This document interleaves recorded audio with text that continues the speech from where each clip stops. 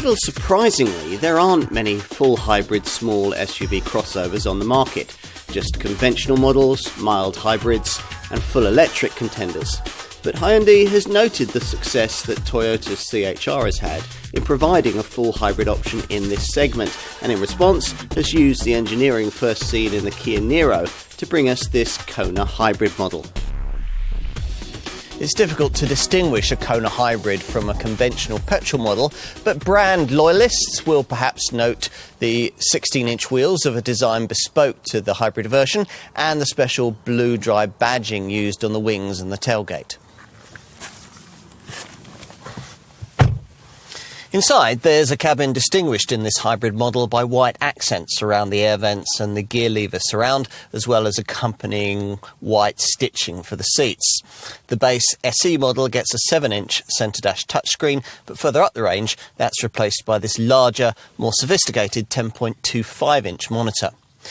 Through the wheel, the instrument cluster's slightly different, as you'd expect it would be in a full hybrid model. The left-hand gauge replaced by a dial with blue charge, green eco and white power sections. You can also bring up an informative energy flow meter to display between the gauges, which shows you at any given time what's being powered by or charging what.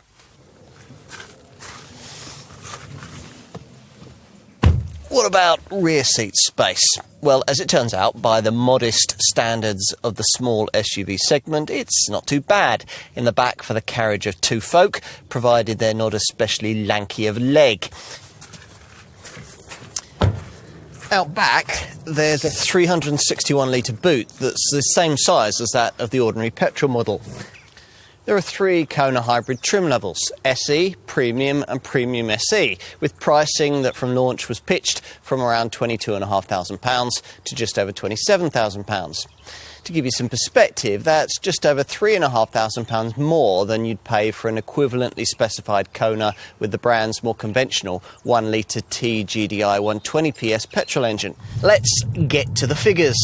In base SE form, this Kona hybrid manages 56.5 miles to the gallon on the WLTP combined cycle and 90 grams per kilometre of NEDC rated CO2. Go for one of the 2 premium spec models with their larger 18-inch wheels, and those figures fall to 52.3 miles to the gallon and 99 grams per kilometre.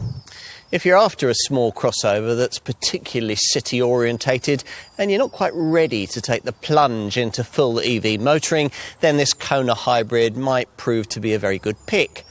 This variant hasn't, of course, garnered as many headlines as the fully battery-powered Kona Electric, but in reality, right here, right now, it's probably the better pick for the majority of likely buyers.